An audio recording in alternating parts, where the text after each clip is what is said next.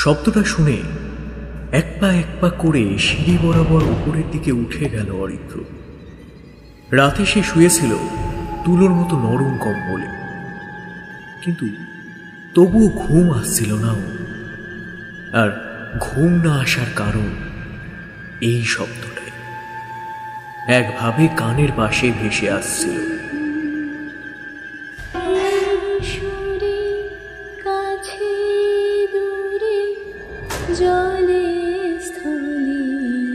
এই সুন্দর মিষ্টি সুরকে উপেক্ষা করে শুয়ে থাকা কোনো পুরুষ মানুষের পক্ষে সম্ভব। একদম সেই সিঁড়িটাই পা দিয়ে ছাদে লাগানো লোহার বড় দরজাটা খুলতেই চোখের সামনে অরিত্র দেখতে পেল সেই ঘন কুয়াশার মধ্যেও একটা নীলচে বেগুনি আলো ছড়িয়ে রয়েছে পুরো ছাদ জুড়ে। ছাদে সুন্দরভাবে সুসজ্জিত এক নন্দনকানন। অরিত্রর মনে হলো সে ভুল করে স্বর্গের দরজা খুলে ফেলল নাকি। পাথরের মূর্তিগুলো দুই হাত জড়ো করে যেন আহ্বান জানাচ্ছে ওকে। কত রকমের ফুল যে সেই ছাদের ওপর লাগানো তার হিসেব করতে গেলে খাতা কলম নিয়েই বসতে হবে। এমন একটা নিস্তব্ধ নির্জন জায়গায় যে এত সুন্দর একটা বাগান থাকতে পারে তা চিন্তার বাইরে ছিল অরিত্র। দুই চোখের পাতা খুলে রাখতে পারছে না সে। সারাদিনের প্রচণ্ড ধকলে শরীরটা এবার বিশ্রাম চাইছে, কিন্তু তবুও এমন নৈসর্গিক দৃশ্য দেখে কিছুতেই ঘরে ফিরতে ইচ্ছে হচ্ছে না তার। হঠাৎ এই শব্দটা আবার কানে এসে প্রবেশ করল অরিত্র। আহা, কি মিষ্টি! সামান্য দূরে দেখতেই ও দেখতে পেল একটা সাদা গাউন পরা মেয়ে হাতে একগোছা গোলাপ নিয়ে বসে রয়েছে পাথরের তৈরি চেয়ারটার উপর। মেয়েটির লম্বা কোকড়া চুলগুলো খোলা, তবুও মেয়েটার মুখটা স্পষ্ট করে দেখা যাচ্ছে না। মেয়েটার গলা থেকেই ভেসে আসছে সেই সুর, আর সেই শব্দটাই এতক্ষণ কানে মধুর মতো লাগছিল অরিত্র। মেয়েটির মাথায় চুলের সাথে ফুলের তৈরি একটা মালা আটকানো, পায়ে নবু। অরিত্রর মনে হলো সে পৃথিবীর সবচেয়ে সুন্দরী রমণীকে দেখতে পাচ্ছে। হয়তো অরিত্র এতদিন অপেক্ষা করছিল শুধুমাত্র তারই জন্য। জীবনের এত বড় পর্যায়ে উঠে যাওয়া কেবলমাত্র তাকে এক ঝলক দেখার জন্যই। বহুদিনের কাঙ্ক্ষিত কোনো ইচ্ছে পূরণ হলে মানুষ যেভাবে যত্নের দৃষ্টিতে তাকায় সেই বস্তুর দিকে, ঠিক সেভাবেই তাকে দেখছিল অরিত্র। মেয়েটার মুখটা স্পষ্ট নয়, অথচ তাকে কি সুন্দর মোহময়ী লাগছে। মনে হচ্ছে এভাবেই প্রহরের পর প্রহর কেটে যাক। এই স্নিগ্ধ অপরূপ সৌন্দর্যকে দেখায় যেন কোনো ক্লান্তি নেই। শীতের রাতেও কোনো গরম পোশাক ছাড়াই ছাদের খোলা ঠান্ডায় দাঁড়িয়ে থাকে সে। হঠাৎ মনে হলো মেয়েটা যেন তার দিকে ঘুরে তাকালো। না, মনে হলো না, সত্যি সত্যি মেয়েটা তার দিকে ঘুরল। মুখে তার একগাল হাসি। ওই তো মেয়েটা যেন তার দিকে এগিয়ে আসছে, দ্রুত পায়ে হাতে গোলাপের তোড়া নিয়ে এগিয়ে আসছে এইদিকে। এই তো তার বড্ড কাছে মেয়েটি। খুব সামান্য সময়ের মধ্যেই মেয়েটি অরিত্রর একদম কাছে এসে দাঁড়ালো। একটা অদ্ভুত সুন্দর মন মাতানো গন্ধ ছড়িয়ে যাচ্ছে অরিত্রর নাকে। কোনো পুরুষ মানুষের এই গন্ধকে উপেক্ষা করার ক্ষমতা নেই। নিজেকে কেমন যেন নিশাতুর বলে মনে হয় তার। আচমকা মেয়েটি তার দুই বাহু এগিয়ে দিল অরিত্রর গলাটা লক্ষ্য করে। দুই হাতে আলতো করে চেপে ধরে ঠোঁটে ঠোঁট মিশিয়ে দেয়।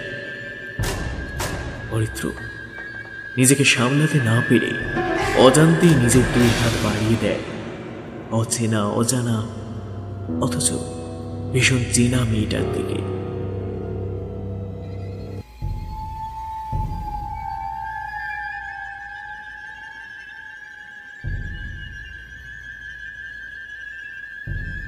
তা বাবু, রাত্রিবেলা ঘুমাইছেন তো? কোনো সমস্যা হয়নি তো বাবু? শম্ভু খাওয়ার টেবিলটা মুছতে মুছতে বলল অরিত্রকে। গতকাল রাতে যে কখন ঘুমিয়েছে অরিত্র নিজেও জানে না, তবে ঘুম ভেঙেছে বেশ দেরি করে। সকালে নিজের বিছানায় বাইরে জানলা দিয়ে রোদ আসতে ঘুম ভাঙেও। উঠে বসতেই ও দেখে ঘড়িতে সকাল 8:30 বেজে গেছে। বেশ তাড়াতাড়ি বিছানা থেকে উঠে চোখে মুখে জল দিতে গিয়ে গতকালের রাতের ঘটনাটা মনে পড়তেই সমস্ত শরীর জুড়ে আরো একবার শিহরণ খেলে যায় তার। তখন যে ওই সামান্য সময়ের মধ্যে কি হয়ে গেল, নিজের কৃতকর্মের উপর নিজেকেই বেশ কয়েকবার দোষ দিল অরিত্র। কিন্তু মনের মধ্যে একভাবে একটা খটকা চলতে লাগলো। কে সেই অপূর্ব সুন্দর মেয়েটি? এই ছাদের ওপর কে এত সুন্দর বাগান করে রেখেছে? এই বাড়ি তো বহুদিন ধরে পুরনো অবস্থায় পড়েছিল। সে কেবলমাত্র কয়েকটা দিন থাকার জন্য এই বাড়িতে এসছে। তোয়ালে দিয়ে মুখটা মুছতে মুছতে ছাদের দিকে আরো একবার পা বাড়াচ্ছিল, কিন্তু যা দেখল সেটা দেখার পর কালকে রাতের ওই ঘটনাটা আরো বেশি করে জাঁকিয়ে বসল মনের মধ্যে। অরিত্র দেখতে পেল ছাদের সিঁড়ির ওপরের অংশটা ভগ্নপ্রায়, একটা মস্ত লোহার মোটা দরজা আটকানো, প্রায় মোটা বেশ বড় সড়ো কয়েকটা তালা দেওয়া, আর চারপাশ দিয়ে গজিয়ে উঠেছে লতা পাতা ডাল। বছরের পর বছর ধরে স্তূপাকারে সে জমতে জমতে এখন প্রায় একটা ছোটখাটো ঝোপের রূপ নিয়েছে। অথচ গতকাল রাতে একেবারে পরিষ্কার পরিচ্ছন্ন নতুন সিঁড়ি ছিল, যেন প্রাচীন নন্দনকাননের মতো সৌন্দর্য খেলা করছিল এই সমস্ত ছাদ জুড়ে। তারপরে শম্ভুচরণের ডাকে নিচে আসতে হলো ওকে। খবরের কাগজটা হাতে নিয়ে চায় চুমুক দিতে দিতে খবরটা পড়লেও মনটা পড়েছিল সেই কালকের ঘটনাটার উপরেই।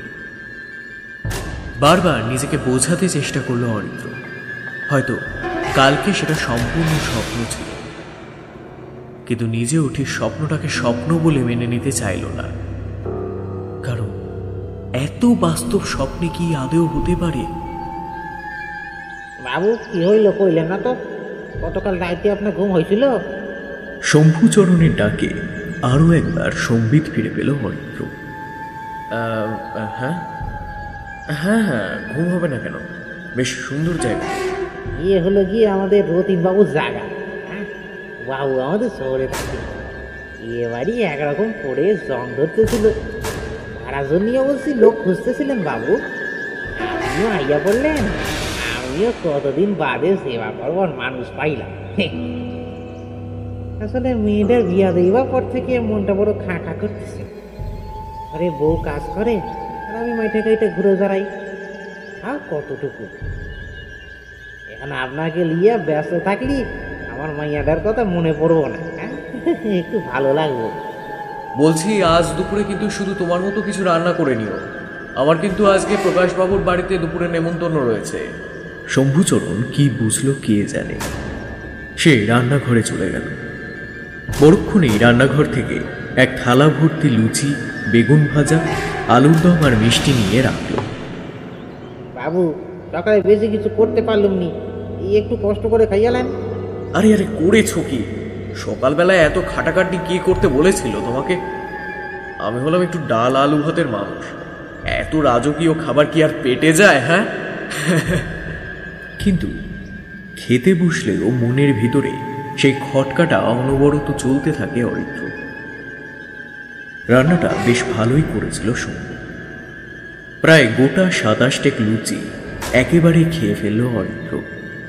তবে খিদেটাও পেয়েছিল ওর। কাল দুপুরের পর থেকে পেটে তেমন কিছু আর পড়েনি। শম্ভু কাকা, এই বাড়ির ছাদে যাওয়ার কোনো রাস্তা নেই? কথাটা শোনা মাত্রই শম্ভু কাকার মুখের অবস্থাটা নিমিষে বদলে গেল। এতক্ষণের হাসিটা কোথায় যেন হঠাৎ করে নিভে গেল। না বাবু, আর তো বহুদিন হলো বন্ধ। বলছিলাম কি, কেন বাবু, আর যাইবার কি বড় দরকার? পুরোনো বাড়ি তো, কোথায় কি আছে কি দরকার? আমি আপনার ভাইবার জন্য নিজের ঘরের তো সব পরিষ্কার করে দিচ্ছি। বাইরে এত বড় মাঠ, এখানে কত জায়গা রয়েছে হাঁটবার। এখানে হাঁটুন না বাবু, আইজে না যাওয়াই ভালো। কেন, ছাদে যেতে কি সমস্যা? না বাবু, বলে ওই কাজটি করবেন নি। মানে অনেক দিনে পুরোনো বাড়ি তো, ওটাই কি ভাঙাচোরা রয়েছে। হ্যাঁ বাবু, আপনি খান, আমি বরং বাইরের দিকে যাই, আপনার জন্য চানের জলগুলি ভরে রাখি। আর এই সবই মনের ভেতরে আরো কৌতূহল বাড়িয়ে দিচ্ছিল অরিত্র। সকালে খাওয়া সেরে রোদে দেওয়া গরম জল দিয়ে ভালো করে স্নান করে গত রাত্রের সমস্ত ক্লান্তি, পথশ্রম সমস্ত কিছু ধুয়ে নিল অরিত্র। বাইরের স্নানঘর বেশ পুরনো আদলে তৈরি। স্নানঘরের সামনেই একটা বড় আয়না, তাতেই নিজের কোমর অবধি সবটা দেখা যায়। বাড়িতে এমন আয়না নেই ওদের, এমনকি অরিত্র কোনো আত্মীয়ের বাড়িতেও এমন বড় আয়না এর আগে দেখেনি। ধীরে ধীরে নিজের গায়ের জামাটা খুলে আয়নায় দেখল নিজের গৌরঙা বুকের এক পাশ দিয়ে নেমে গেছে একটা পইতে। গভীর নাভির চারপাশে হালকা লোম, বেশ লম্বা স্বাস্থ্যবান চেহারা। গতকালই দাড়ি কামানো ছিল, তাই হালকা দাড়ি রেখা অরিত্রর সৌন্দর্যকে আরো বেশ কয়েক গুণ বাড়িয়ে দিচ্ছে। অরিত্রর চোখের সামনে ভেসে উঠল চন্দ্রিমার মিষ্টি মুখটা। চন্দ্রিমার জন্যই আজকে তার এতদূর অব্দি আসা। চন্দ্রিমা ওর প্রেমিকা, তবে প্রেমটা এখন আর প্রেমের মধ্যেই সীমাবদ্ধ নেই। প্রেমের সীমানা পেরিয়ে সেটা এখন বিয়ের পিড়িতে বসার তোড়জোড় শুরু হয়েছে। চন্দ্রিমার কথা ভাবতে ভাবতেই হঠাৎ অরিত্র অনুভব করল ওর কোমর জড়িয়ে দুটো অদৃশ্য হাত যেন ওকে চাপটে রয়েছে। ধীরে ধীরে সেই হাত দুটো ওর পিঠ, তারপর মুখ, গলা, ঘাড় ছুঁয়ে যাচ্ছে। নরম কোমল সেই হাতের স্পর্শ। গতকাল রাত্রে যে গন্ধটা অরিত্র পেয়েছিল, ঠিক সেই গন্ধটাই ওর চারপাশ জুড়ে ক্রমাগত ঘুরতে লাগলো। ধীরে ধীরে নেশাতুর আচ্ছন্ন হয়ে গেল। চোখ বন্ধ করে সে ছোঁয়া উপভোগ করতে লাগলো অরিত্র। আয়নায় নিজের শরীরটার দিকে চোখ তুলে তাকাতে এক মুহূর্তের জন্য হৃৎপিণ্ডটা গলার কাছে উঠে এলো। গতকাল রাত্রের সেই মেয়েটাকে অরিত্র দেখতে পেল আয়নাতে। মেয়েটিও পিঠের ওপর ভর করে দিয়ে দুই হাত নিয়ে খেলা করে যাচ্ছে অরিত্রর শরীরে। তবে মেয়েটির মুখটা কালকে রাতের মতোই অন্ধকার। কয়েক মুহূর্তের জন্য সেই দৃশ্য আয়নাতে দেখে চোখের পলক ফেলতেই কোথায় যেন অদৃশ্য হয়ে গেল সেই মূর্তি, আর নিজের শরীরের ওপর থেকে সেই অদৃশ্য সুখের ছোঁয়াটাও। সমস্ত শরীর শিরশির করে উঠল ভয়ে এবং আরামে একসাথে। সমস্ত শরীরটায় সাবান দিয়ে ভালো করে স্নান সেরে নিল, কিন্তু একটা চাপা আতঙ্ক ঘিরে ধরল অরিত্র। মনে হলো তার শরীরটা তলিয়ে যাচ্ছে একটা কালো গভীর অন্ধকারের ভেতর, যেখানে তাকে উদ্ধার করার জন্য আর কেউ নেই।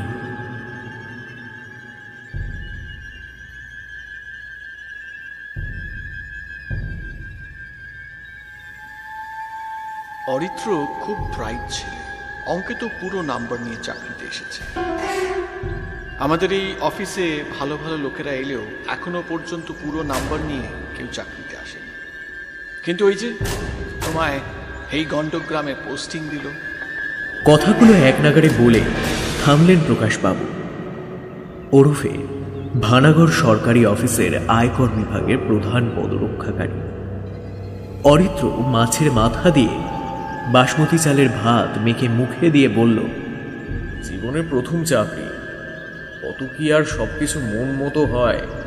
তাও আমার একটা চাকরির দরকার ছিল, বাবা মার বয়স বাড়ছিল, সংসারে আয় করার মতো কেউই নেই, তাই তোড়জোড় করে পরীক্ষা দিচ্ছিলাম, আর ৬-৭ মাসের মধ্যে চাকরিটা পেয়েও গেলাম। আচ্ছা, তুমি যে বাড়িটায় উঠেছ সেটা কিন্তু রথীন ব্যানার্জির বাড়ি। ভদ্রলোক এখন থাকেন কলকাতায় কাজের সূত্রে। এই বাড়িটা ওনাদের পৈতৃক বাড়ি। ওনার আরো 2 ভাই 1 বোন ছিলেন, কিন্তু তারা এখন আর কেউ নেই। নেই বলতে তারা মারা গেছে। আরও কিছু হয়তো প্রকাশবাবু বলতে যাচ্ছিলেন, কিন্তু তার আগেই প্রকাশবাবুর স্ত্রী আরও একটা মাছের মাথা তুলে দিলেন অরিত্রর খাবার পাতে। কালকে রাত থেকে হয়ে চলা সেই সমস্ত ঘটনাগুলো মনের মধ্যে এতক্ষণ পাক খেলেও এই প্রকাশবাবুর সাথে দেখা হওয়ার পর থেকে একটু হালকা লাগছে। অরিত্র বারবার নিজেকে বোঝানোর চেষ্টা করছে এটা শুধুমাত্র তার মনের ভুল। বহুদিন পর নিজের জায়গা ছেড়ে অন্যত্র এসছে, এমনটা হওয়াই স্বাভাবিক। আরে বৌদি, কি করছেন? এত খাওয়া যায় নাকি? আরে খাও খাও, এইটাই তো বয়স। তা চাকরি তো পেলে, বিয়ে টিয়ের কিছু ভেবেছো নাকি? ওহো, এখন তো আবার নতুন নিয়ম হয়েছে, পাত্রী আগে থেকেই ঠিক হয়ে থাকছে। কি তেমন কোনো ব্যাপার আছে নাকি হে? কথাটা একটু হাসি সুরেই বলতে চেষ্টা করলেন প্রকাশবাবু। অরিত্র চন্দ্রিমার কথা বলতে গিয়েও থেমে গেল। কি যেন একটা ভেবে হাসতে হাসতে বলল, আরে না না, সময় পেলাম আর কোথায়, এখনো কিছু ভাবিনি বিয়ে নিয়ে, দেখা যাক ভবিষ্যতে কি হয়। কথোপকথন চলতে লাগলো এক নাগাড়ে। আসলে অরিত্রর এখানে আসা একমাত্র চাকরি সূত্রে। ভানাগড় সরকারি অফিসের আয়কর বিভাগের একজন ক্লার্ক সে। ছোট থেকেই মধ্যবিত্ত ঘরে মোটামুটি সচ্ছলতায় বড় হয়ে ওঠা তার। তবে আড়ম্বরপূর্ণ জীবন কখনোই পায়নি সে। বয়স বাড়তেই বাবার কাঠের দোকানে জিনিসপত্র বানানোর কাজটাকেই পাকাপোক্তভাবে ধরে। কিন্তু চন্দ্রিমাকে বিয়ে করার জন্য শুধুমাত্র সেই ব্যবসার উপর নির্ভরশীল হয়ে থাকলেই হতো না। তার উপর বাবার শরীর খারাপের পর ব্যবসায় বেশ খানিকটা বাধা পড়েছিল। সব মিলিয়ে একটা চাকরির বড্ড দরকার ছিল। ছোট থেকেই বরাবরই পড়াশোনায় ভালো, তাই পরপর কয়েকটা চাকরির পরীক্ষা দিতেই একটা চাকরি পেয়েও গেল সে।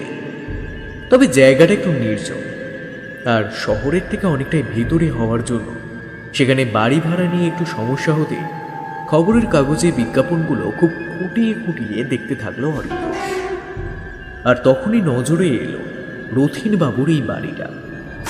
একটু পুরনো দিনের বাড়ি, কিন্তু তার মাথা গোজার জন্য যথেষ্ট ভালো জায়গা। ঠিকানায় চিঠি লিখে তার যাওয়ার দিনক্ষণ সমস্ত কিছু এবং অগ্রিম 100 টাকা পাঠিয়ে দিয়েছিল।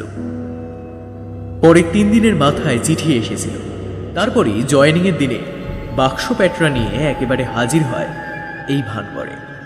চিঠিতে লেখা ঠিকানায় পৌঁছতেই একটা মস্ত বাড়ি নজরে আসে। সেই বাড়িটা সেই এলাকার কয়েকটা বাড়ি থেকে একটু ভেতরের দিকে। তবে বাড়িটা যে অনেক দিনের পুরনো সেটা দেখেই বোঝা যাচ্ছিল। এমনকি উপযুক্ত রক্ষণাবেক্ষণের অভাবে অনেক জায়গায় বেশ ফাটল ধরেছে।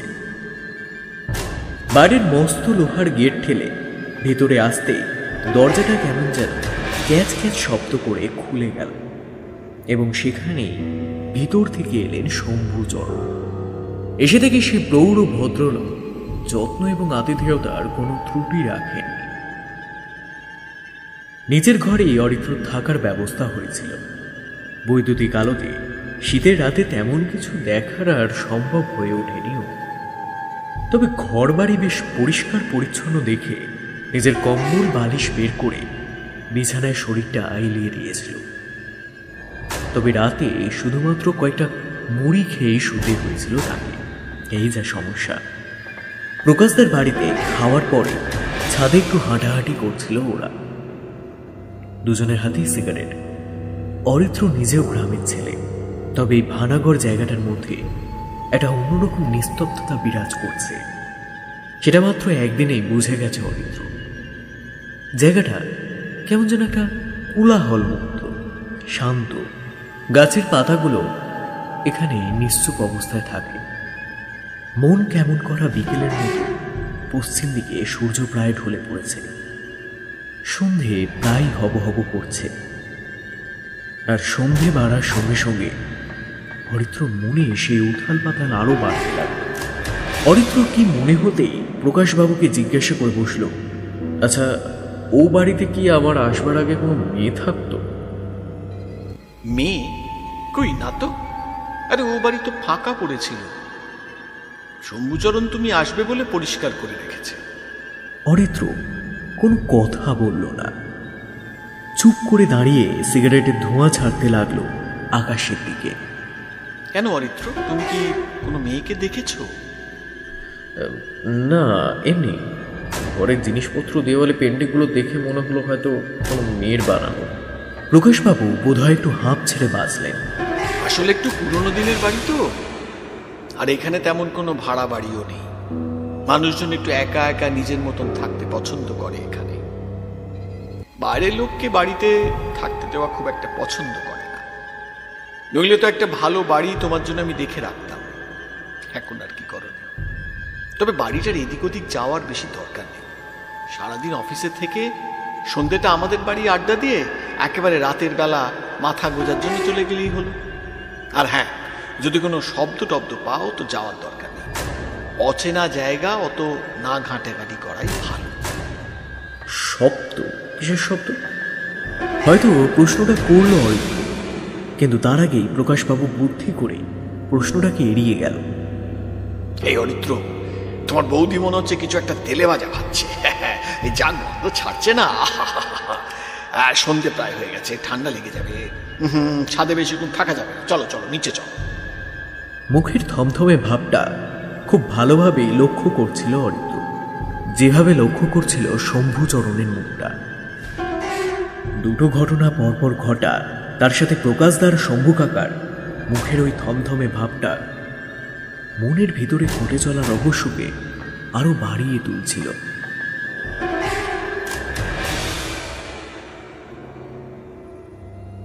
রাতে বাড়ি ফিরে শম্ভু কাকার রান্না করা রুটি আর আলু ভাজা মুখে তুলতে তুলতে শম্ভু কাকা বলল, বাবু রাতের বেলা তো আর বাড়িতে থাকতে পারবো নি, আমার বাড়িতে আবার বউ রয়েছে। তারপর আবার বাবু আপনি মানে রাত্রিবেলা ঘরের দরজাটা ভিজিয়ে শোবেন, কিন্তু ডাকাডাকি করলে বাইরে আসার দরকার নেই। আর ভুলেও ছাদের দিকে কিন্তু যাইবেন নি বাবু, বারবার কইয়ে দিচ্ছি আপনাদের, বারবার বারণ করতেছি। আপনার ভালো মন্দ কিছু একটা হয়ে গেলে নিজেরে ক্ষমা করতে পারুন বাবু। কেন ছাদের দিকে কি রয়েছে? সকালে তো তোমাকে জিজ্ঞেস করলাম, কিছু তো বললে না। সে তো আমি নিজেও জানি নে, তবে সবাই বলে ভয় আছে। বাবুরা এত বড় বাড়ি ছেড়ে কলকাতায় গিয়ে থাকেন, যারা এই বাড়িতে থাকতে এসেছে তারাও নাকি সাদে এখানে মাইয়া মানুষদের দেখছে। ইচ্ছা বাবু কইতে সব মানা করেছিল, ও তো কই দিলুম। এটা কিছু থাকে না কেন কে জানে। তাই হইল আমি আর থাকতে পারবো নি বাবু, আমি যাই। হ্যাঁ, সাবধানে যেও কাকা। বাবু দয়া করে কইছি, আপনাদের কোনো আওয়াজ পাইলে যেন যাইবেন নি, যাইলে কিন্তু আপনি আর প্রাণে বাঁচতে পারবেন নি বাবু। দুর্গা দুর্গা। মানুষকে যে জিনিসটা বারণ করা হয়, মানুষের সেই জিনিসটার প্রতি অদ্ভুত একটা আকর্ষণ থাকে। অরিত্রর এ বিষয়ে ব্যতিক্রম হয়নি।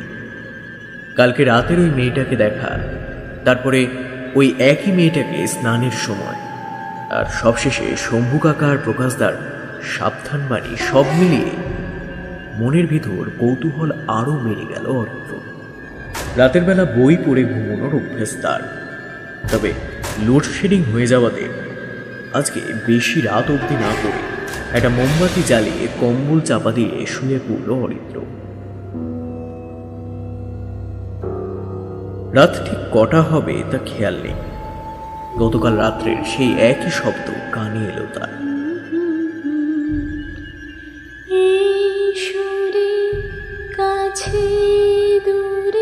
মিষ্টি কোমল ঋণঋণে গলার সুর, অন্তরের ভিতর থেকে গান গাইলে যেমন শব্দ আসে তেমনই সে গলার মধ্যে দুঃখ, কষ্ট, প্রেম সবকিছু উতলে পড়ছে। শত বারণ করা সত্ত্বেও সে ছাদের দিকেই পা বাড়ায় অরিত্র। সিঁড়ি বরাবর সে উঠে যায় একেবারে ছাদের দরজার সামনে। কোথায় সকালের মতো সেই শতাব্দী ধরে ভাঙা প্রাচীন জঙ্গলের মতো হয়ে যাওয়া দরজা, সেখানে অতি সুন্দর নতুন রং করা দরজা। সামনে শঙ্খ হাতে দুটো লোহার তৈরি পরী দরজায় লাগানো, আর ছাদের ওধারে পাথরের তৈরি পরীদের মূর্তি। নানান রকম ভঙ্গিমায় তারা দাঁড়িয়ে আছে। একটা সুন্দর বসার জায়গা, পুরো ছাদটা ভরে আছে নানান রকমের ফুল। একটা নীলচে বেগুনি আলো ছড়িয়ে রয়েছে চারপাশে, তাতে রাতের বেলাতেও সমস্ত কিছু স্পষ্ট। মেয়েটি তার নুপুরের শব্দ নিয়ে ছমছম করে হেঁটে বেড়াচ্ছে পুরো ছাদময়। চুলগুলো ছাড়া রয়েছে পিঠের ওপর। সাদা গাউনে তাকে অসম্ভব সুন্দর লাগছে। মাথার ওপর ফুল দিয়ে বানানো সেই গতকালের মালা। অরিত্রর মনে হলো সারাদিন সে অপেক্ষা করছিল এই রূপ দেখার জন্য। তার মনের মধ্যে এত কৌতূহল কেবল এই মেয়েটাকে এক ঝলক দেখার জন্য। মেয়েটার চেহারা দেখে মনে হয় বড়জোর 21 থেকে 22। মেয়েটি গান গাইতে গাইতে হেঁটে বেড়াচ্ছে ছাদে, গাছে গাছে জল দিয়ে বেড়াচ্ছে। একবার এই ফুল ছুঁয়ে দেখছে, একবার ওই ফুল। অরিত্রর মনে হলো মেয়েটিও ঠিক ফুলের মতোই সুন্দর, নিষ্পাপ এবং স্নিগ্ধ। খুব ইচ্ছে করলো মেয়েটিকে ছুঁয়ে দেখার। হঠাৎ মেয়েটি গান থামিয়ে অরিত্রর দিকে তাকিয়ে বলে উঠল, এসো, ছাদে এসো, তোমায় গান শুনিয়ে ঘুম পাড়িয়ে দেব। অরিত্র একটা ঘোরের মধ্যে চলে গিয়েছিল। এক পা বাড়াতে চাইল ছাদের দিকে, আর তৎক্ষণাৎ মনে পড়ল প্রকাশদার শম্ভু কাকার বলে দেওয়া সেই বাণী। এবং নিজেরও একবার মাথায় এলো সকালবেলা যে দরজা বন্ধ থাকে সেই দরজা কিভাবে রাতের বেলা এমন সুন্দরভাবে খুলে যায়। কে খোলে? মেয়েটি এবার তার নুপুরের শব্দ তুলে এক পা করে এগিয়ে আসলো অরিত্রর কাছে। এসো। হাতটা ধরে টেনে নিয়ে গেল ছাদের অপর প্রান্তে। তার কোন রকম বাধা দেওয়ার ক্ষমতা ছিল না। মোহগ্রস্ত অবস্থায় সে মেয়েটার ডাকে সাড়া দিয়ে চলে গেল। অরিত্র বুঝতেও পারল না নিজের জীবনে কত বড় ভুল সে করল। অপূর্ব সুন্দর বাগানে কত রকমের ফুল একটা অদ্ভুত মন মাতানো সুন্দর গন্ধ ছড়িয়ে রেখেছে। মেয়েটির হাসি রিনে রিনে শব্দ মধু ঢেলে দিয়েছে অরিত্রর কানে। অবাক হয়ে শুধু চেয়ে দেখছিল সে। আকাশের বুকে জলজল করছে অজস্র নক্ষত্র, ছোট ছোট বিন্দুর মতো। বাতাসে ফুলের সে মিষ্টি গন্ধ নাকে আসতে শরীর জুড়ে একটা আলাদা রকম উন্মাদনার সৃষ্টি হলো অরিত্র। মেয়েটি ওকে বসিয়ে দিল সেই পাথরে তৈরি বসার জায়গাটায়। সে বসার জায়গার পাশে অদ্ভুত সুন্দর নারী মূর্তি। তাদের শরীরের প্রত্যেকটা ভাঁজে রয়েছে সৌন্দর্য। শিল্পী যেন নিখুঁত টানে এঁকে দিয়েছে প্রত্যেকটা ভাঁজ। গতকালের মতো নিজের ঠোঁটের পাশে একটা উষ্ণ স্পর্শ অনুভব করল অরিত্র। চশমাটা খুলে রেখে দুই চোখের পাতা বন্ধ করল আর বুঝতে পারল তার সমস্ত শরীর খেলে বেড়াচ্ছে দুটো নরম হাত। তবে বাধা দিল না, বরং উল্টে নিজের দুই হাত বাড়িয়ে দিল মেয়েটির শরীরে। প্রচন্ড ঠান্ডার মধ্যেও অরিত্র শীত করল না। চারপাশের পরিবেশ না গরম না শীত, আরামদায়ক একটা উষ্ণতা চারপাশে বিরাজ করছে। মেয়েটা চুলের মধ্যে নাক ডুবিয়ে ঘ্রাণ নিল। একটা মন ভরানো গন্ধ নিজের শরীরে রন্ধ্রে রন্ধ্রে ছড়িয়ে পড়ল। দুটো ঠোঁট মিশে গেল, শিথিল হয়ে গেল সমস্ত শরীর। নিজের ফর্সা উন্মুক্ত বুকের ওপর মেয়েটি তার পাতলা ঠোঁট বুলিয়ে চলল অনবরত। নিজেকে আর ধরে রাখতে পারল না অরিত্র। দুই হাত দিয়ে মেয়েটিকে বুকে টেনে চুম্বনে আদরে ভরিয়ে দিল সে। মেয়েটির গভীর গিরিখাতের মতো বক্ষ বিভাজিকা বরাবর নিজের জিভ বুলিয়ে চলল অরিত্র। না, চন্দ্রিমাকে এমন করে ভালোবাসার সময় তো এত মায়াবী লাগেনি, এত উত্তেজনা হয়নি তার। এ যেন সাক্ষাৎ কোনো মানবী নয়, কোনো মানবীর মধ্যে এত প্রেম উদয় হতে পারে না। তবু দুটো চোখের পাতা খুলতে পারল না অরিত্র। মেয়েটির চিৎকার মাঝে মাঝে কানে আসছে, আর তাতেই নিজের শারীরিক উন্মাদনা আরো বেড়ে যাচ্ছে তার। একটু একটু করে খোলস ছাড়ানোর মতো অরিত্র খুলে দিচ্ছে মেয়েটার শরীরের প্রতিটা আবরণ। অরিত্র মনে হচ্ছে এই শরীর যেন তার বহু প্রতীক্ষিত। শরীর পাওয়ার জন্য যেন বহু বহু জন্ম ধরে তার অপেক্ষা। হঠাৎ প্রচন্ড ঘোর লাগতে শুরু করল। মেয়েটির দিকে চোখ মেলে তাকাতে সে দেখল মেয়েটির মুখ। কোথায় মেয়েটির সেই অপসরের মতো রূপ? তার জায়গায় রয়েছে বহু প্রাচীন এক প্রেতাত্মা, কালো ঝুল পড়া শরীর। সে মেয়েটির মুখটা পুড়ে যাওয়া, সম্পূর্ণ কালো। সেখান থেকে ঝলসে যাওয়া চামড়া খসে খসে পড়ছে নিচে।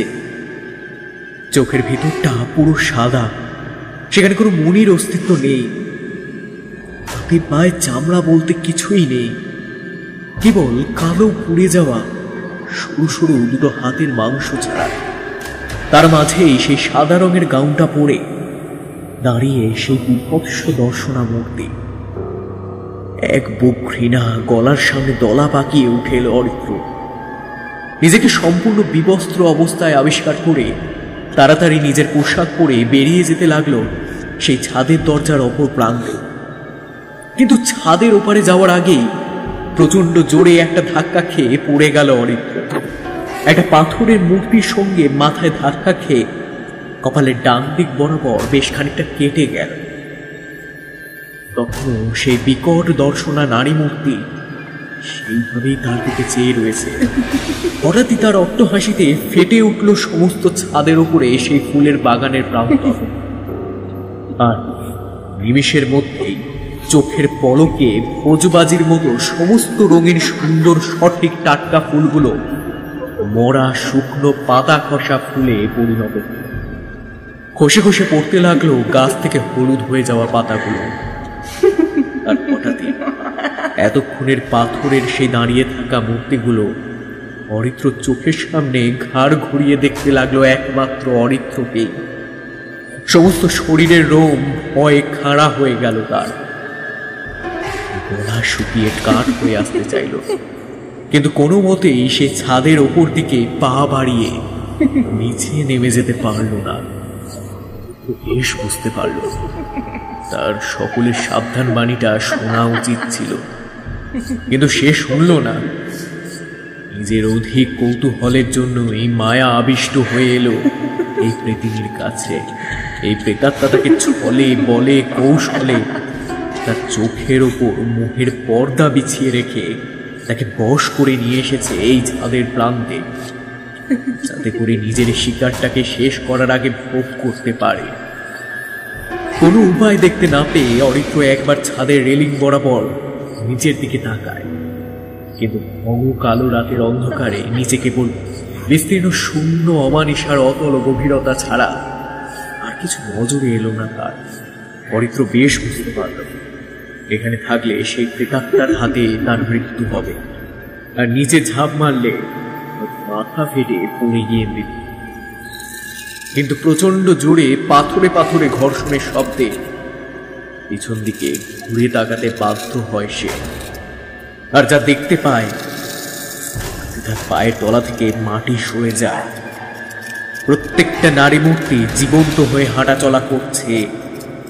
যে যেমন ভঙ্গিতে দাঁড়িয়েছিল ঠিক তেমন ভঙ্গিতেই যাবতীয় কাজ করে চলেছে। আর তাদের মাঝে মিশে গেছে সেই সাদা রঙের গাউন পরিহিতা উড়ে যাওয়া সেই প্রেতিনী, যার চোখ দিয়ে এখন কেবল আগুনের হলকা ছাড়া আর কিছুই বেরোচ্ছে না। সেই স্নিগ্ধতা মিষ্টতা আর নেই, ছাদের দেওয়ালের দিকে পিঠ ঠেকিয়ে দাঁড়িয়ে থাকে অরিত্র। তার মাথায় এখান থেকে বেরিয়ে আসার কোনো উপায় আসছে না। এক পা করে এগিয়ে আসছে সেই পুড়ে যাওয়া নারী মূর্তি। চুলগুলো সামনে মুখের ওপর এসে পড়েছে, আর তাতেই সেই ভয়ানক রূপ আরো 3 গুণ বেড়ে গেছে। একটা মাংস চামড়া পোড়া প্রতিগন্ধ ভেসে আসছে ছাদের ওপর দিয়ে, আর পাথরের সেই ভাস্কর্যগুলো স্থির দৃষ্টিতে সচল হয়ে আসছে অরিত্রর দিকে। গলা ফাটিয়ে আশেপাশে প্রতিবেশীদের ডাকতে চাইল, কিন্তু পারল না। গলা দিয়ে এক ফোঁটা শব্দ বের হলো না তার। তার উপরে এই চত্বরে তেমন বাড়িও নেই আশেপাশে। অরিত্র দেখল সেই পোড়া নারী মূর্তির মাথা চারপাশে ঘুরছে অনবরত, আর তার সাথে কান ফাটানো চিৎকার, হাসির শব্দ। তার শরীর একদিকে স্থির থাকলেও মাথাটা নিয়মের বিরুদ্ধে গিয়ে অনবরত ঘুরে চলেছে। ভয়ে শরীরের সমস্ত রক্ত হিম হয়ে যায় অরিত্র। কেবল মৃত্যুর প্রহর গুনতে থাকে সে। আকাশে একটাও নক্ষত্র আর আগের মতো দেখা যাচ্ছে না। তার জায়গায় জমা হয়েছে কালো মেঘ। হঠাৎ সেই নারী মূর্তি ছুটতে ছুটতে এগিয়ে এলো অরিত্রর দিকে। তার সারা শরীর উল্টো দিকে ঘোরানো, আর মাথাটা সামনের দিকে। সেই মূর্তি ছুটে এসেই তার পোড়া ঝলসানো চামড়া খসে পড়া শরীরটা নিয়ে ঝাঁপিয়ে পড়ল ওর উপর, আর বসিয়ে দিল একটা মরণ কামড়। ফেনকি দিয়ে রক্ত ছিটকে বেরিয়ে এলো বাইরে। চোখ বুজে যন্ত্রণায় ছটফট করতে লাগলো অরিত্র।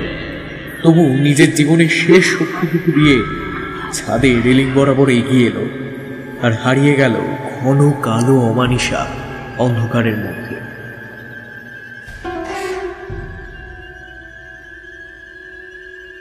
বাবু, এই নিয়ে 4 জন বাবু আইলেন, কিন্তু কেউ আসতে পারলেননি গো। সবারই একই অবস্থা, কেউ পারলেননি। নতুন বাবুরাও। ধুতির কোটায় চোখ মুছতে মুছতে কথাগুলো বলল শম্ভুচরণ। শম্ভুচরণের সামনে দাঁড়িয়ে রয়েছে এই বাড়ির মালিক রথিন। রথিনের মুখটা থমথমে। তার মুখ দেখেই বোঝা যাচ্ছে তার মাথার মধ্যে চলছে অজস্র চিন্তা। থমথমে মুখে রথিন শম্ভুচরণকে জিজ্ঞাসা করল, আচ্ছা, তুমি কেন সাবধান করোনি ওকে? কতই বা বয়স ছেলেটার, একেবারে কষি, অল্প বয়স। তার উপর বিয়েটা করেনি, ওই জন্যই কষ্ট হচ্ছে বড়। এখন সারা জীবন। কথাটা শেষ করতে চাইলেও পারল না শম্ভুচরণ। তার আগেই হন্তদন্ত হয়ে ঘরে এসে ঢুকল প্রকাশবাবু। শম্ভু, শম্ভু, আরে কি ব্যাপার, কি শুনলাম? অরিত্র, অরিত্র কোথায়? লোকজন বলা বলি করছিল শুনলাম। কোন হাসপাতালে এখনো আছে? আর আমি তো ওকে বার করে বারণ করে দিলাম ছাদে যেন না যায়। তুমি বারণ করনি শম্ভু?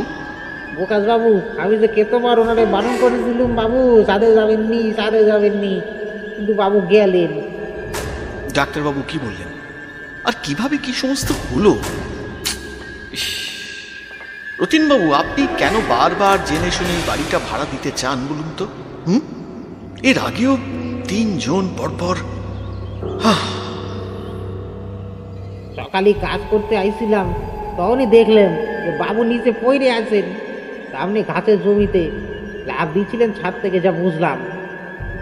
দরজা বন্ধ ছিল ভেতর থেকে। আর ছাদের দরজা?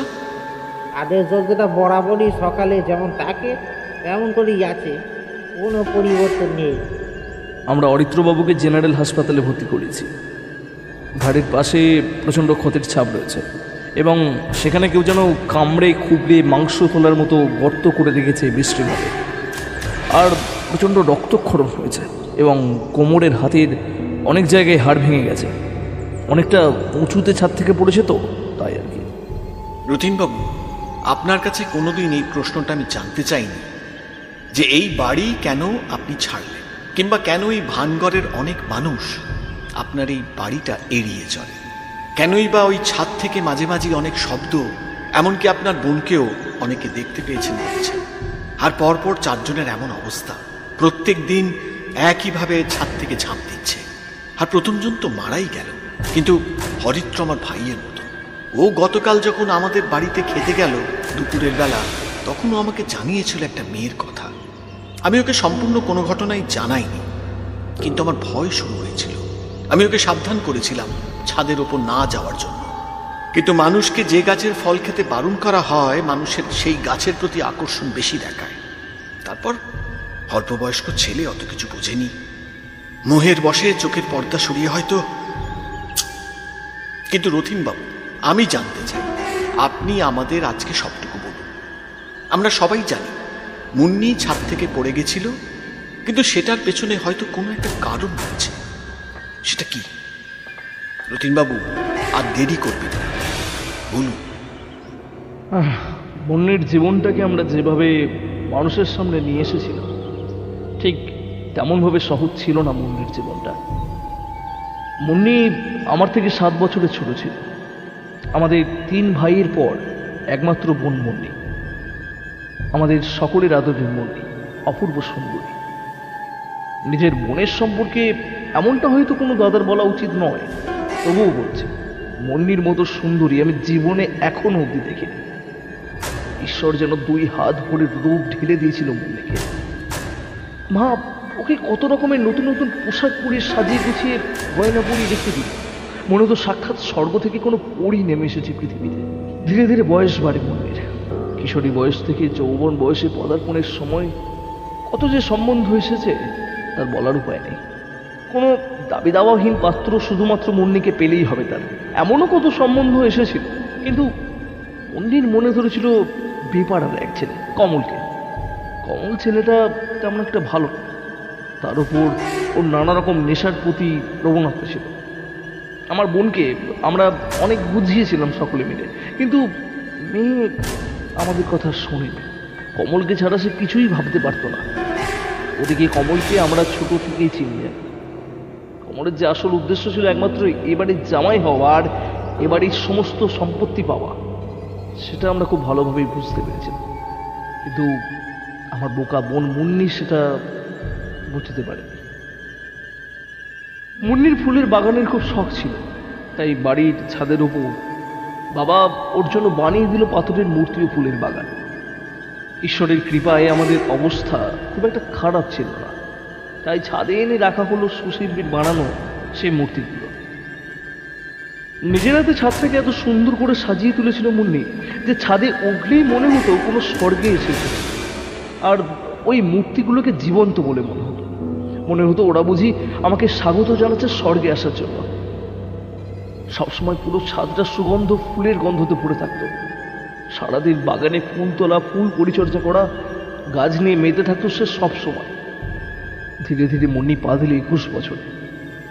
তার ভালো জায়গায় বিয়ের বন্দোবস্ত করতে গেলেও মুন্নি বারবার বাধা দেয়। তার মনের মধ্যে কমলের নাম ছাড়া আর কারো নাম লেখা নেই, অথচ কমল ছিল মেয়েবাজ। আমরা সব সময় ভয় পেতাম এটা নিয়ে, কিভাবে যেন মুন্নির মাথাটাকে বশ করে নিয়েছিল কথাবার্তা বলে কমল। তাই আমাদের শত চেষ্টাতে মুন্নি তার সিদ্ধান্ত পরিবর্তন করে না। এমনভাবে চললো আর বেশ কয়েকটা দিন, আর তারপরে ঘটল সে সাংঘাতিক ঘটনা। আমার জীবনের সবচেয়ে কষ্টকর দিনের তালিকায় ছিল সেইটা। নিজের সব থেকে প্রিয় কোনো কিছু হারিয়ে গেলে যে কষ্টটা, ঠিক সেই কষ্টটা সবসময় বুকে কাটার মতো বিঁধে নিয়ে ঘুরে বেড়াচ্ছে। সেদিন প্রচণ্ড শীত পড়েছিল, আর তখনই আমার মামার বাড়ির বড় মামার ছেলের একটু শরীর খারাপের জন্য আমি গিয়েছিলাম, আর আমার বাকি 2 দাদা ছিল কাজের সূত্রে বাইরে। সেদিন বাবাও শহরে গিয়েছিল ডাক্তার মাকে নিয়ে। মুন্নিকে বাড়িতে রেখে একা বেরিয়ে যায়, কিন্তু না গেলেও যে সেটা বড্ড খারাপ দেখাবে। কিন্তু আমার বেরিয়ে পড়ার সঙ্গে সঙ্গে কেউ যে তোকে তোকে ছিল সেটা আমি বুঝতে পারিনি। যখন সব কিছু শেষ হয়ে গেছে তখনই বুঝতে পেরেছিলাম। কমল অপেক্ষা করছিল কেবল এই সময়টার জন্য। সেদিন আমি বেরিয়ে আসার পরে সে গিয়েছিল আমাদের বাড়ি। মুন্নিকে একা পেয়ে তাকে প্রেমের জালে ভাসিয়ে আমার একমাত্র ছোট্ট বোনটাকে ভোগ করলো সে। তখন অবশ্য আমরা এ সমস্ত কিছুই জানতাম, কিন্তু তারপর থেকে কমল মুন্নিকে ধীরে ধীরে অবহেলা করতে। মুন্নি ধীরে ধীরে কমলের চিন্তায় একেবারে শুকিয়ে যায়। মুন্নি কমলকে বিয়ের কথা বললে কমল এড়িয়ে যায়, কেবল টাকা দাবি করে। আসলে কমল খুব ভালো করে জানতো আমরা বাড়ি থেকে কখনোই তাকে বাড়ির জামাই হিসাবে মেনে নেব না। তাই মুন্নিকে ভুলিয়ে ভালিয়ে মুন্নির কাছ থেকে অনেকগুলো টাকা পয়সার গয়না আগে ভাগে বাগিয়ে নিয়েছিল। মুন্নি, মুন্নি, তুমি সুন্দর করে সেজে তৈরি রেখে আমি আগামীকাল আসবো তোমাকে বিয়ে করতে। এইখান থেকেই তোমাকে নিয়ে যাব। এসো কিন্তু। কিন্তু দিনের বেলায় দাদাদের কাছ থেকে নিয়ে গেলে তুমি আমি কেউই বাঁচতে পারবো না। আমি রাতের বেলায় আসব, তুমি গান করবে, আমি আসবো ঠিক। আর হ্যাঁ, যেরকম ভাবে টাকা পয়সাগুলো রাখতে বলেছে সেভাবে রেখেছ তো? এই সমস্ত কথা কিছুই টের পাইনি আমরা। ততদিনে কমলের আরও প্রেমিকা জুটে গেছে। পরে অনেক মেয়ের কাছে খোঁজ নিয়ে জেনেছিলাম ও সকলের সাথে শারীরিক সম্পর্ক করার পরে আর তাদের সাথে যোগাযোগ রাখে না। সেদিন রাতের বেলা ছাদের উপরে মুন্নির গলায় গান শুনতে পেয়েছিলাম আমরা। সেদিন রাতেও কমল এসেছিল। মুন্নিটাকে ছুটে গিয়ে জড়িয়ে ধরতে চাইল, কিন্তু সে মুন্নিকে বলল, তোমার গায়ের রং কালো মুন্নি, তুমি অতি বিশ্রী, তোমার কোন রূপের স্ত্রী নেই। তোমায় কি করে আমি বাড়ির বউ বানিয়ে নিয়ে যাই বলো? তোমায় নিয়ে গেলে তো সবাই আমাকে অনেক কথা শোনাবে। কমল জানতো কোনো মেয়েকে যদি তার সবচেয়ে কাছের মানুষ খারাপ বলে তাহলে সেই মেয়ে নিজের নিয়ে অসহায় অনুভব করে। মুন্নিরও তাই হলো। নিজের এতদিনের সমস্ত বিশ্বাস, তার রূপকে নিয়ে গর্ব, সবকিছু এক নিমেষে জলে মিশে গেল। মুন্নি অনেকবার করে কমলকে হাতে পায়ে ধরে অনুরোধ করেছিল তাকে বিয়ে করছে। কিন্তু কমল যে গভীর জলের মাছ, তার যা নেওয়া হয়ে গেছে। কিন্তু কমল একটা ব্যাপার জানতো না, মুন্নির মধ্যে যতটা ভালোবাসা ছিল ঠিক ততটাই ছিল ঘৃণা। সেদিন রাতে মুন্নি প্রথম অনুভব করেছিল সেই কমল মিথ্যে পারে। ওর দাদারা যা বলতে এতদিন তাই সঠিক। একটু একটু করে এতদিনের গড়ে ওঠা বিশ্বাস এক লহমায় শেষ হয়ে গিয়েছিল তার মনে। এর শোক সহজে কাটিয়ে উঠতে পারল না।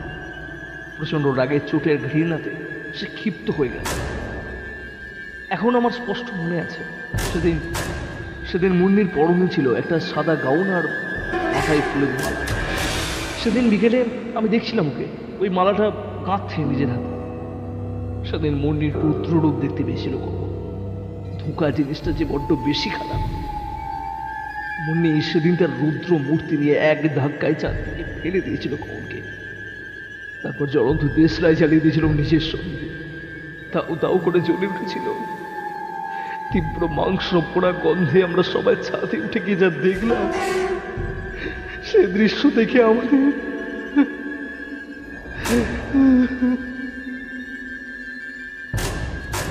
তারপর সেদিন যখন ছাদের উপরে আমরা গেলাম ততক্ষণে সবই শেষ।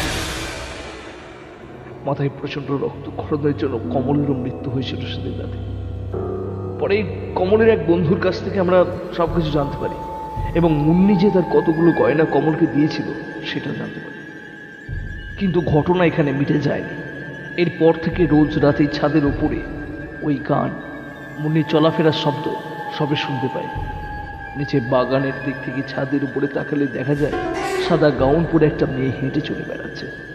আর সেটার কেউ নয়, আমারই একমাত্র বোন মুন্নি। এরপর আমরা বোধহয় আর মাস 2-3 এ বাড়িতে ছিলাম।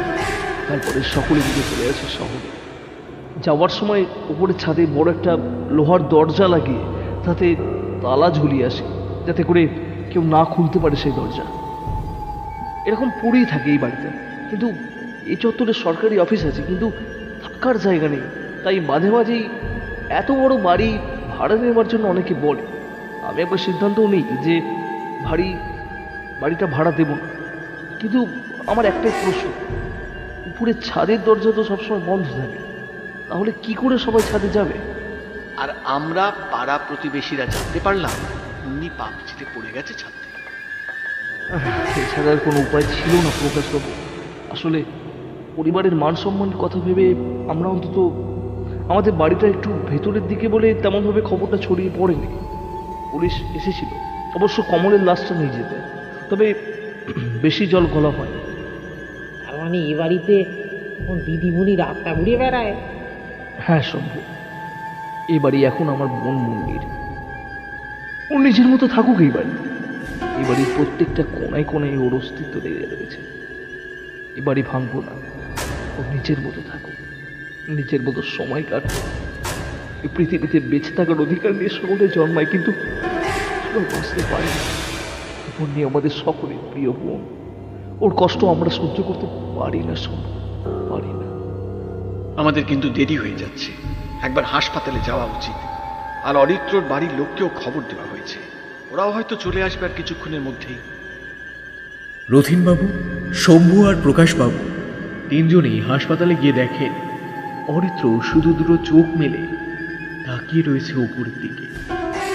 গতকাল রাতে এসে ঝাঁপ মেরেছিল ছাদ থেকে নিজেকে বাঁচাতে। বাঁচতে হয়তো পেরেছিল, কিন্তু জীবনে আর ভালোভাবে চলতে পারবে কিনা সেই নিয়ে যথেষ্ট সন্দেহ আছে তার। কথা বলার চেষ্টা করলো অরিত্র, গলা আটকে যাচ্ছে তার, এক ফোঁটা শব্দ বের হচ্ছে না। অনেক চেষ্টা করলো অরিত্র, কিন্তু আওয়াজ বেরোচ্ছে না। চোখ দিয়ে জল গড়িয়ে পড়ল তার। চিরকালের জন্য সে বোবায়। তার চোখে দেখা জিনিস যাতে কেউ না জানতে পারে, তার জন্যই হয়তো এই শাস্তি তার। নিজের জীবন দিয়ে অরিত্র অনুভব করল মৃত্যুকে আর সেই সাদা গাউন পরিহিতা মেয়েটিকে, যার বুকের ভেতর জ্বলন্ত প্রতিশোধের আগুন গনগনে হয়ে জ্বলছে। তা নিভান নয়। যতদিন পৃথিবীতে ধোঁকাবাজদের আধিপত্য রয়েছে, ততদিনই তারাও রয়েছে। শুনছিলেন আজকের গল্প, লেখিকা সুদেষ্ণা ঘোষের কলমে নিশি রাতে সে আসে। আজকের গল্প পাঠে আমার সঙ্গে ছিলেন রাজ, দিব্যেন্দু, সৌরভ সাহা, বর্ণিশা এবং নীল। কভার ডিজাইনে কৃষ্ণেন্দু, ভিডিও মোশনে রণজয়। আচ্ছা, তোমাদের একটা ছোট্ট টাস্ক দিই। তোমরা গল্পটা তো শুনলে, এবার গল্পটা তোমাদের কেমন লাগলো সেটা কমেন্ট বক্সে জানিয়ে দাও। আরেকটা কাজ আছে, সেটা হচ্ছে তোমাদের প্রিয়জনদের সঙ্গে, সেটা তোমাদের বন্ধু হতে পারে, কোনো ফ্যামিলি মেম্বার হতে পারে, অথবা যাকে খুশি হতে পারে, তাদের সঙ্গে এই চ্যানেলের লিঙ্কটা এবং বিভিন্ন গল্পের লিঙ্ক যত সম্ভব পারো শেয়ার করো। কারণ আমরা 5K ফ্যামিলির খুব কাছে আছি। তাহলে আর দেরি কেন, এক্ষুনি শেয়ার করো, যত পারো শেয়ার করো। ওকে, তাহলে আজকের মতো আসি। Tata, good night.